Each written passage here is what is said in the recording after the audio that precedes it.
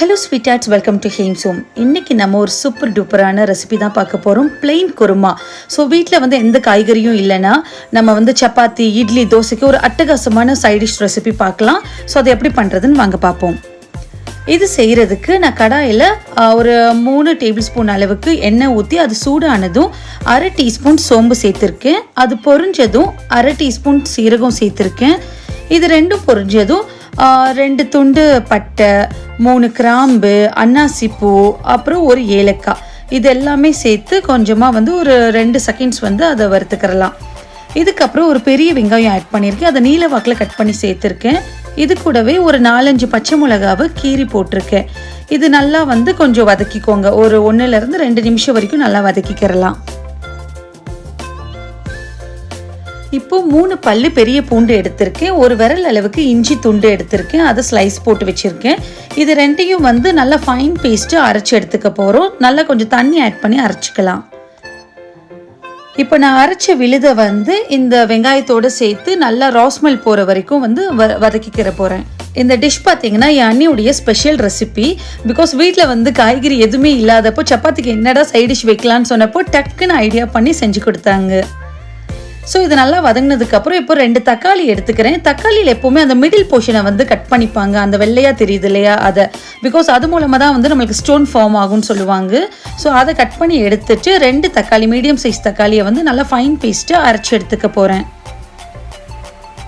இப்போ அரைச்ச அந்த தக்காளி பியூரியை வந்து இந்த வதக்கின இந்த இஞ்சி பூண்டு விழுதோடு நம்ம சேர்த்து நல்லா இதையும் வந்து சாட்டே பண்ணிக்கலாம். வீட்டில் இருக்கக்கூடிய ரொம்ப பேசிக்கான ஐட்டம்ஸை வச்சு ரொம்ப டக்கரான ஒரு குருமா வந்து பண்ணிடலாம். ஸோ இது வந்து இட்லி, தோசை, சப்பாத்தி, பூரி இந்த மாதிரி எல்லாத்துக்குமே வந்து நீங்கள் காம்பினேஷன் வந்து யூஸ் பண்ணிக்கிறலாம். ஈவன் ரைஸ்க்கு கூட வந்து நல்லாயிருக்கும்.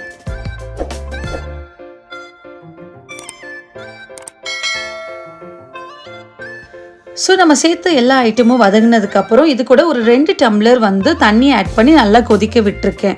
இது நல்லா கொதிச்சு வரட்டும். இந்த டைமில் நம்ம வந்து தேங்காய் செல் எடுத்துக்க போகிறோம். ஸோ ஒரு 3 பீஸ் அளவுக்கு தேங்காய் செல் எடுத்திருக்கேன். ஸோ ஸ்லைஸ் போடும்போது நல்லா ஒரு 3 பெரிய சைஸ் ஸ்லைசஸ் எடுத்துக்கோங்க. அதை குட்டி குட்டி துண்டாக வந்து நறுக்கி வச்சுருக்கேன். இப்போ ஒரு மிக்சியில் அந்த கட் பண்ண கோகனட் பீசஸை வந்து ஆட் பண்ணியிருக்கேன். இது கூடவே ஒரு பெரிய பச்சை மிளகாய் சேர்த்துருக்கேன். ஒரு ஏலக்காய், 3 கிராம்பு, ஒரு 4-5 துண்டு சின்ன பட்டை, இது எல்லாமே சேர்த்துருக்கேன். இது கூடவே ஒரு 1/2 டீஸ்பூன் அளவுக்கு சோம்பு ஆட் பண்ணியிருக்கேன். ஒரு 1/2 டீஸ்பூன் அளவுக்கு கசகசா சேர்த்துருக்கேன். இப்போ ஒரு 2 டேபிள் ஸ்பூன் அளவுக்கு பொட்டுக்கடலை ஆட் பண்ணியிருக்கேன். இதை ஆட் பண்ணிவிட்டு நல்லா ஃபைன் பேஸ்ட்டாக நம்ம அரைச்சி எடுத்துக்க போகிறோம். தண்ணி ஆட் பண்ணி நல்லா ஃபைன் பேஸ்ட்டாக அரைச்சி எடுத்துக்கலாம். இப்போ இந்த அரைச்சி விழுதையும் நம்ம ரெடி பண்ணியிருக்கிற அந்த மசாலாவோடு சேர்த்து நல்லா கொதிக்க விட போகிறோம். இது ஒரு 5-10 நிமிஷம் நல்லா கொதிச்சு வந்தாவே போதும். நம்மளுக்கு கூட அந்த ராஸ்மெல் எல்லாமே போயிடும். இது கூடவே இதுக்கு தேவையான அளவு உப்பையும் சேர்த்து நல்லா கொதிக்க விட்டுருக்கேன். அவ்வளோதான். கொதி வந்து ஒரு செமி கிரேவி கன்சிஸ்டன்சி வந்ததுக்கப்புறம் கொத்தமல்லி தூவி ஆஃப் பண்ணிவிட்டு அட்டகாசமான பிளைன் குருமா நம்மளுக்கு ரெடி ஆகிடும். ஸோ இந்த ரெசிபியை கண்டிப்பாக நீங்களும் ட்ரை பண்ணி பார்த்துட்டு எப்படி இருக்குன்னு கமெண்ட்டில் சொல்லுங்கள். ஃபைனலாக நல்லா குட்டி குட்டியாக நறுக்கின கொத்தமல்லியை தூவி நம்ம இறக்கி வச்சிடலாம். என்னோட ரெசிபி உங்களுக்கு பிடிச்சிருந்தா லைக், ஷேர், கமெண்ட் பண்ணுங்கள். ஹேம்ஸ் ஹோமை மறக்காமல் சப்ஸ்கிரைப் பண்ணிவிடுங்க.